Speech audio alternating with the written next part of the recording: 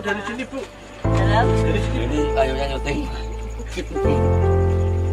Bapakku sakit sudah 3 tahun. Sakit apa Bu? Inilah keseharian Sri Kasyati, 66 tahun, warga Bumlama RT 5 RW 3 Kuningan, Semarang. Selain mencuci pakaian, ia harus menjaga sang suami Yusuf Suparman, 71 tahun, yang sudah 3 tahun ini terbaring di atas kasur karena penyakit stroke yang dialaminya.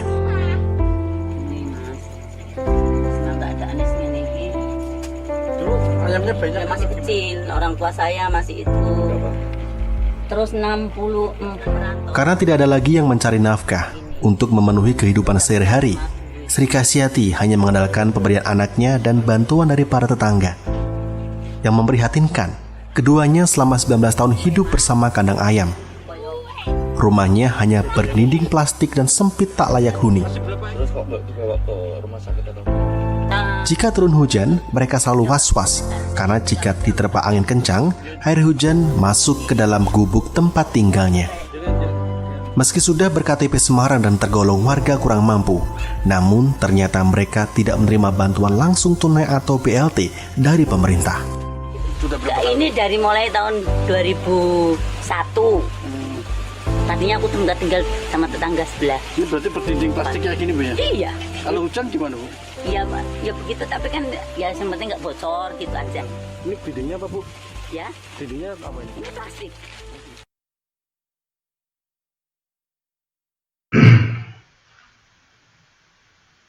Assalamualaikum warahmatullahi wabarakatuh. Saya Abdul Wahirin akan mengantarkan mata kuliah peta sosial ekonomi umat, khususnya pada materi masalah kemiskinan di Indonesia. Di awal tadi kita sudah menyaksikan video yang tentu berguna untuk kita menjadikan sebuah alat kajian untuk mengenal masalah kemiskinan khususnya di Indonesia. Di video tadi yang Anda saksikan, kita bisa dapat poinnya bahwa masih ada kemiskinan atau warga miskin, kita belum tersentuh oleh program pemerintah. Di situ poinnya. Untuk itu, ini menjadi bahan kita untuk merefleksikan kemiskinan di Indonesia, khususnya bagi masyarakat miskin yang belum tersentuh dengan program-program pemerintah.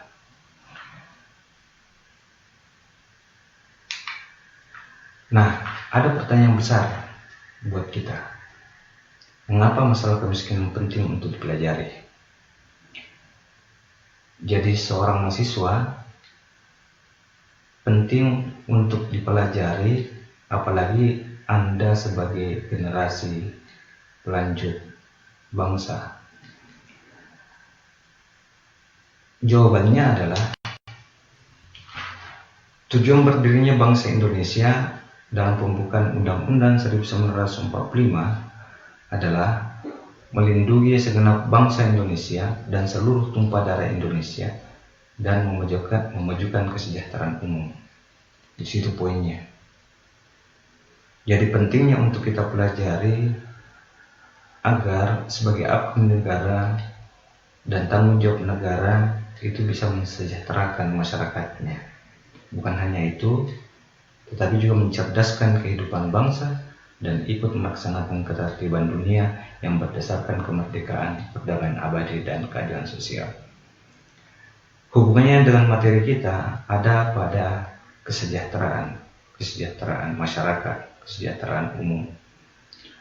Nanti Anda setelah sarjana tentu akan menjadi generasi bangsa, apalagi menjadi bagian pejabat publik, maka tanggung jawab Anda adalah bagaimana mensejahterakan masyarakat. Nah, itu adalah tanggung jawab kita. Bukan hanya tanggung jawab pemerintah, tetapi tanggung jawab kita semuanya. Lanjut, pertanyaan kedua. Untuk apa kita mempelajari masalah kemiskinan pada mata kuliah ini? Mudah-mudahan Anda tahu, Anda bisa menghubungkan kemiskinan dengan mata kuliah kita? Jawabannya adalah agar kita mampu membuat peta kondisi kemiskinan. Untuk apa itu?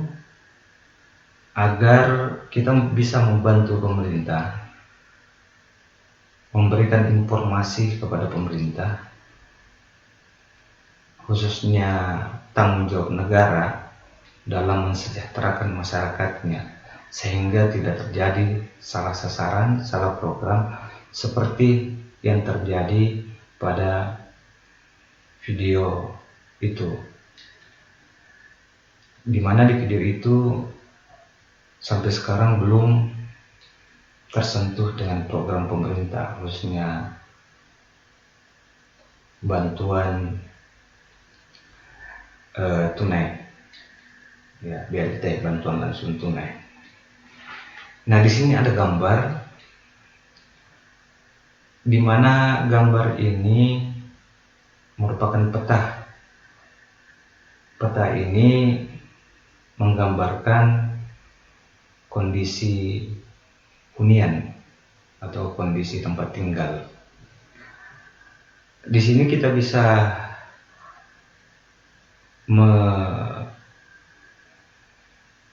merefleksikan bagaimana kondisi masyarakat, khususnya masyarakat miskin.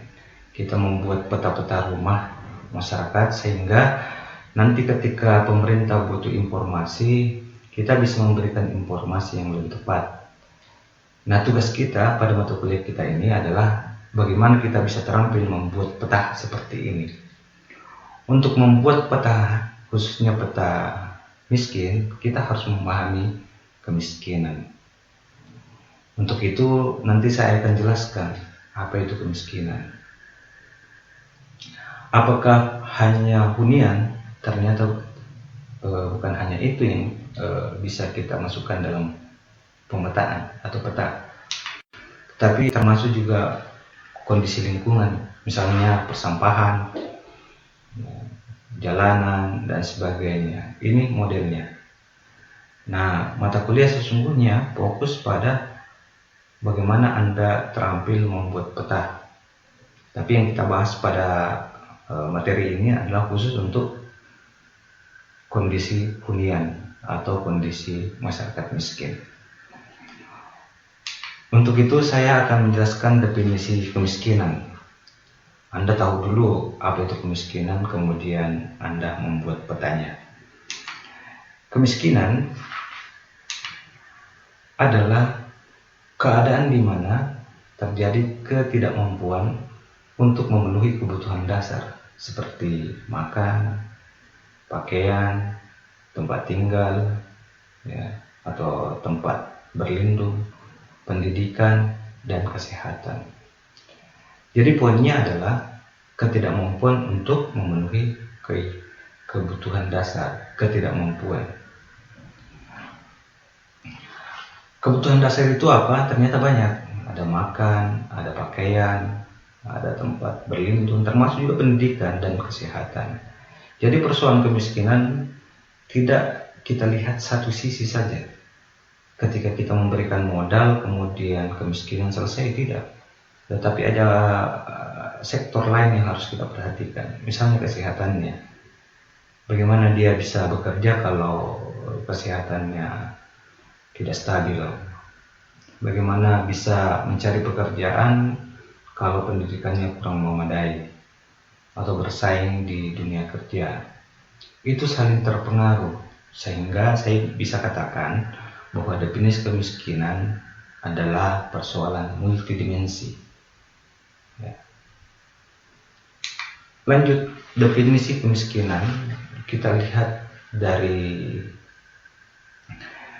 atau menurut pasal 1 ayat 1 Undang-Undang Nomor 13 Tahun 2011 tentang penanganan fakir miskin. Begitu urgennya kemiskinan, itu ada undang-undangnya. Nah, undang-undang ini mendefinisikan fakir miskin adalah orang yang sama sekali tidak mempunyai sumber mata pencaharian dan atau mempunyai sumber mata pencaharian tetapi tidak mempunyai kemampuan memenuhi kebutuhan dasar yang tadi yang saya sebutkan secara layak bagi kehidupan dirinya, termasuk keluarganya. Nah, mudah-mudahan Anda bisa pahami ini dan Anda bisa memetakan ya, kemiskinan dengan adanya definisi ini, baik di sekitar Anda dan juga nanti pada saat Anda bertugas nantinya, insya Allah. Nah, selanjutnya saya menjelaskan indikator kemiskinan. Ada 4 ya, indikator kemiskinan itu. Yang pertama kemiskinan relatif, kemiskinan absolut. Yang ketiga kemiskinan kultural, dan yang terakhir adalah kemiskinan struktural. Mari kita bahas satu persatu. Kemiskinan relatif. Seorang ya dikatakan berada dalam kelompok kemiskinan relatif jika pendapatannya berada di bawah pendapatan di sekitarnya atau dalam kelompok masyarakat ia berada di lapisan bawah. Saya cuma ingin menyederhanakan pemahaman kita bahwa poinnya adalah masyarakat lapisan paling bawah. Jadi kalau misalnya Anda berada di suatu wilayah, kelurahan atau RT, kalau ada masyarakat yang paling di bawah kehidupannya, itulah yang dimaksud dengan kemiskinan relatif. Karena berbeda, misalnya orang miskin yang ada di Indonesia dengan orang miskin yang ada di Singapura. Nah, orang miskin yang ada di Indonesia akan berbeda dengan orang miskin yang ada di Amerika. Di Amerika tentu juga mempunyai kemiskinan ketika memakai konsep ini, karena pasti di Amerika tentu juga ada masyarakat lapisan bawah. Itu yang dimaksud. Tapi kalau orang Amerika kemudian dibawa ke sini, yang lapisan bawahnya mungkin saja dia tidak miskin kalau dibawa ke Indonesia.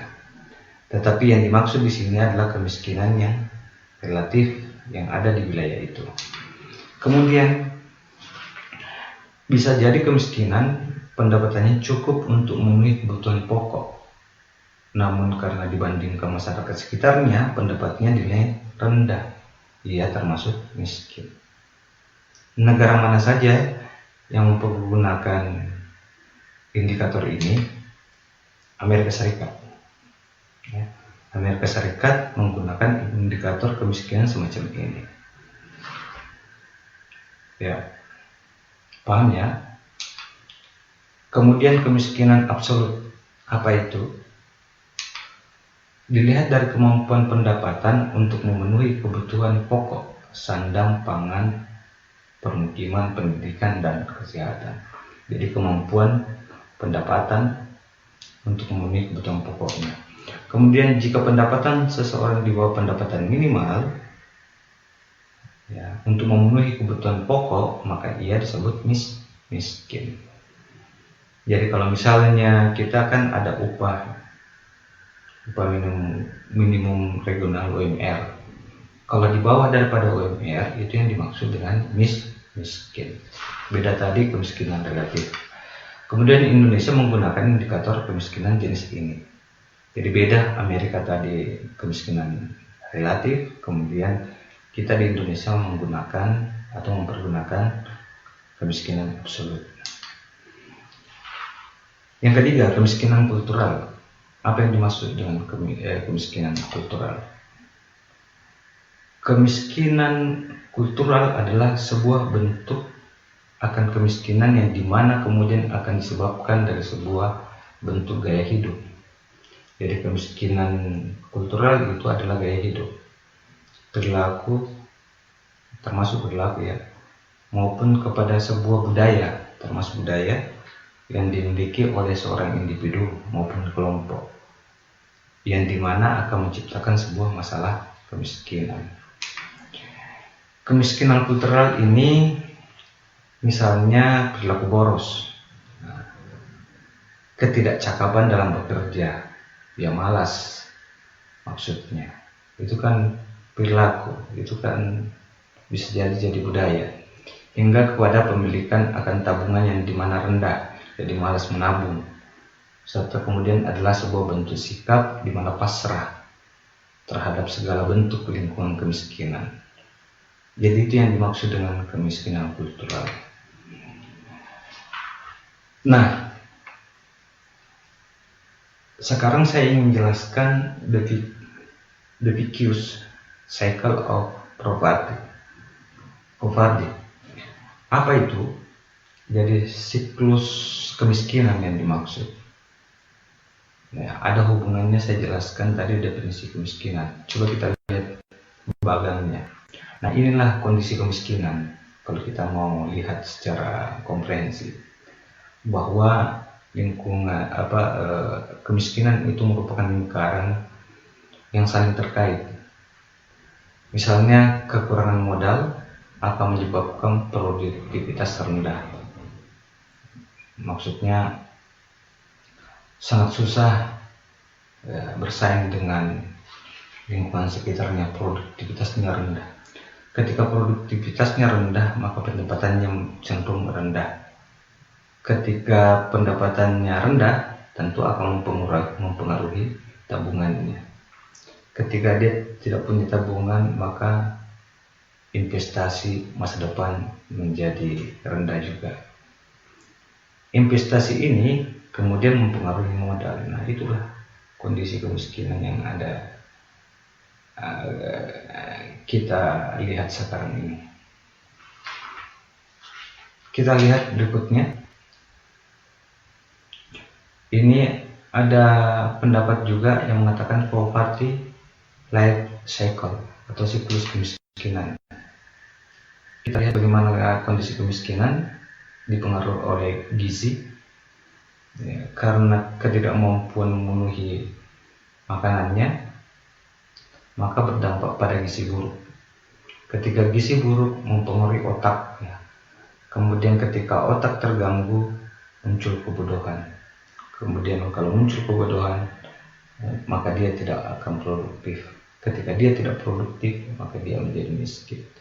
Sehingga itu yang saya katakan bahwa persoalan kemiskinan adalah persoalan multidimensi. Tidak bisa hanya sekedar memberikan pelatihan, tetapi harus didukung dengan modal. Tidak hanya cukup diberikan modal, tetapi harus diberikan pendidikan.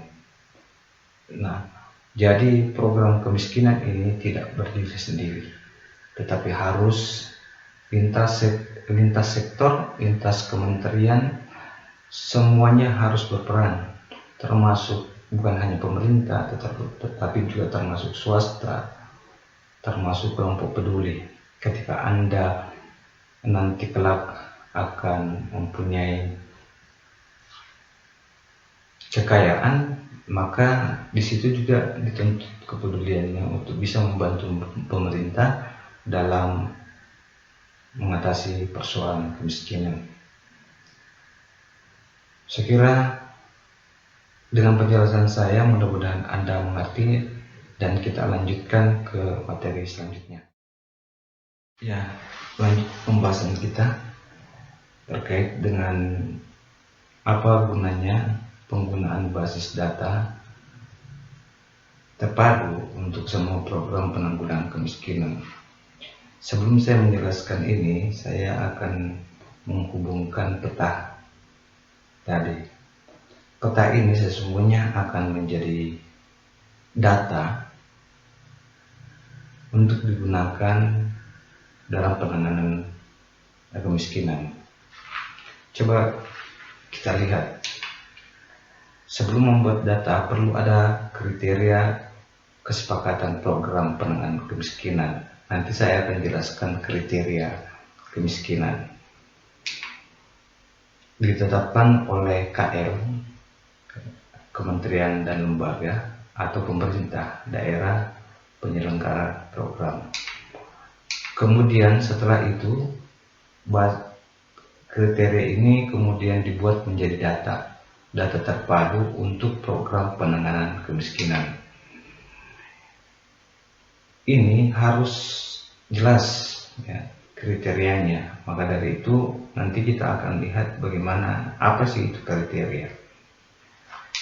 Kemudian setelah ada data terpadu termasuk peta tadi itu, mestinya peta yang kita buat by name by address kemudian akan digunakan oleh beberapa program, namanya program terpadu atau sinkronisasi atau sinergi program melalui KKS ya, kemudian KIS, Kartu Indonesia Sehat. Jadi KKS dan KIS ini memakai data terpadu, kemudian KIP kan Kartu Indonesia Pintar, kemudian PKH Program Keluarga Harapan, kemudian Rastra ya beras miskin maksudnya, kemudian pemberdayaan sosial ekonomi, kemudian program perbaikan rumah tidak layak, daftar nama, alamat individu, keluarga, rumah tangga secara masing-masing program.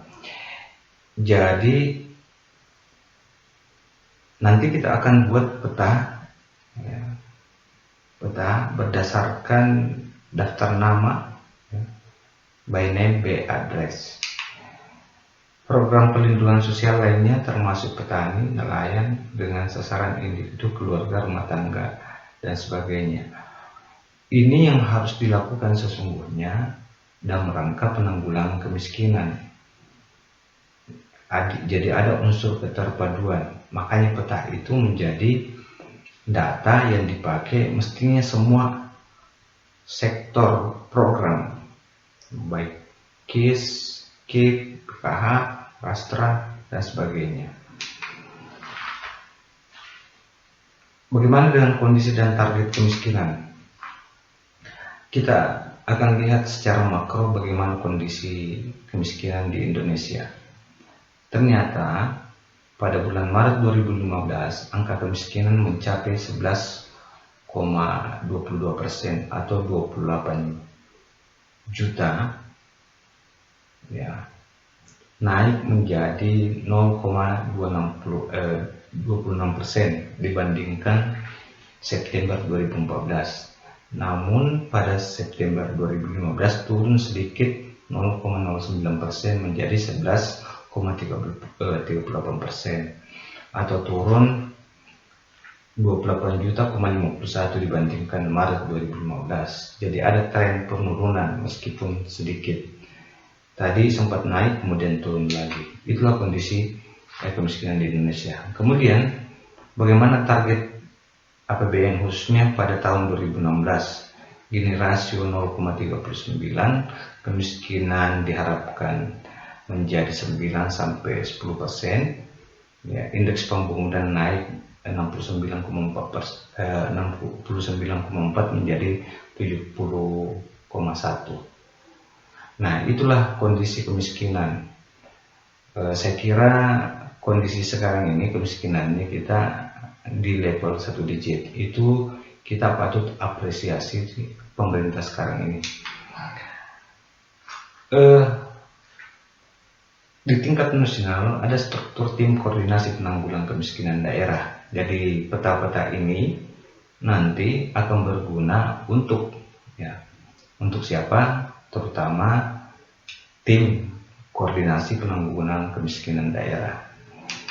Di masing-masing daerah ini ada susunannya, ada penanggung jawab bupati, kemudian ketua, ada wakil bupati, jadi penanggung jawabnya bupati, kemudian wakilnya adalah ketuanya adalah wakil bupati, ada pengarah sekda dan bapeda, kemudian ada ketua BPM yang bertindak sebagai sekretariat, kemudian ada Pokja kebijakan perencana, Pokja pendataan, Pokja pendanaan, Pokja kelembagaan. Saya pikir kalau kita dalam keadaan normal, saya sebenarnya berkeinginan kalian bisa studi banding ke sana atau kita belajar di sana, studi tour, ya sama yang pernah saya lakukan dengan senior kalian. Nah, ini yang saya maksud tadi, ada kriteria. Kalau di BPS itu ada 14 kriteria.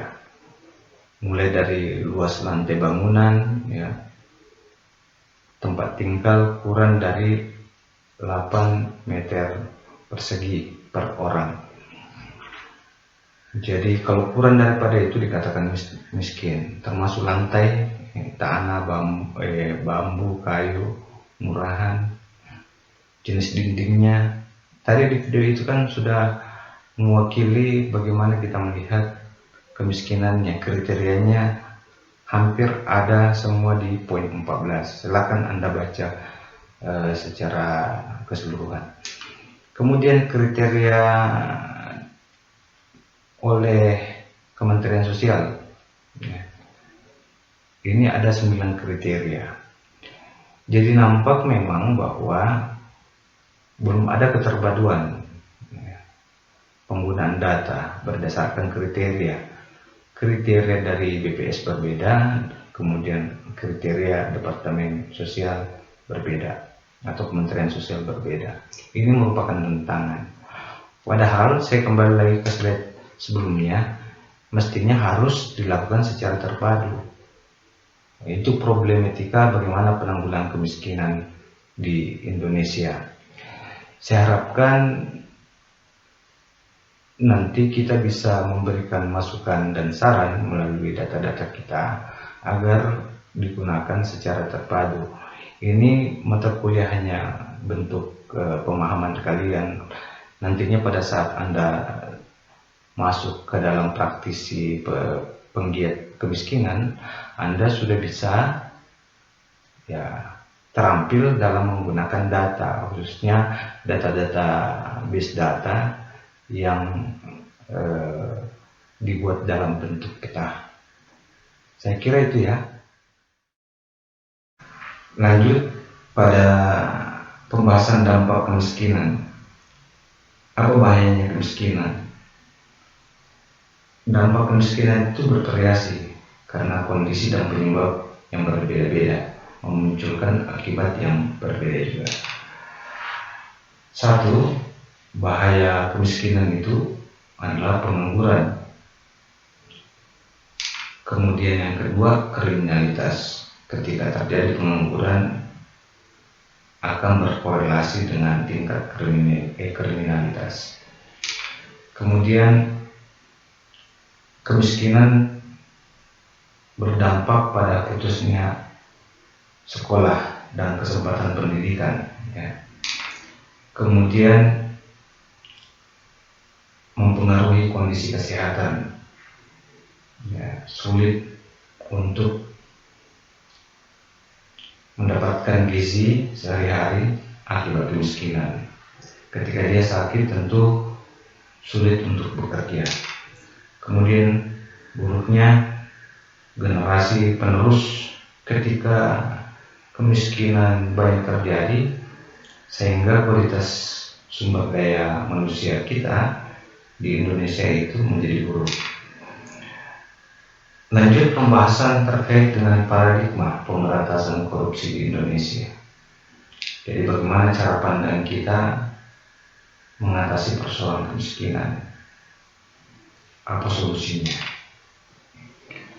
Pertama, penerbitan undang-undang pemberantasan kemiskinan. Jadi perlu ada regulasi, perlu ada aturan, bahkan dalam bentuk undang-undang.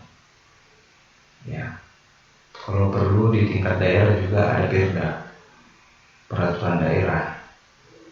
Ini yang saya pikir menjadi paradigma yang harus dilakukan. Kemudian program pemberantasan harus bersifat multisektor. Saya katakan di awal, karena kemiskinan multisektor, multidimensi, maka program pemberantasan harus bersifat multisektor. Harus semuanya terlibat. Bukan hanya Kementerian Sosial, tetapi kementerian yang lainnya juga harus bersinergi. Kemudian perencanaan dan pelaksanaan dilakukan bersama antara masyarakat dan pemerintah. Ya, peran kita sebagai community development adalah menggali partisipasi masyarakat, termasuk juga aksi kita membantu pemerintah dalam hal ini bagaimana kita membuat database kemiskinan yang semestinya kita praktekkan langsung, karena kondisi sekarang ini tidak memungkinkan, maka cukup saya jelaskan saja.